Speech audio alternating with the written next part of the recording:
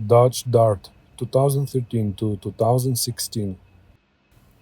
To replace the tail light, use the pry tool to remove the cover.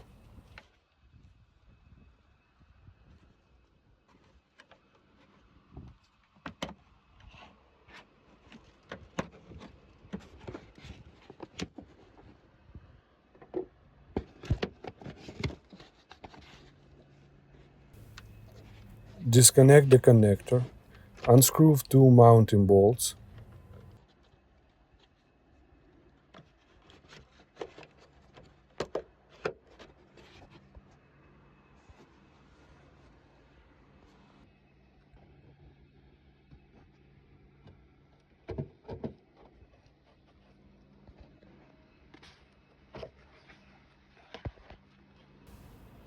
Carefully use the pry tool to take it out and replace the light with a new one.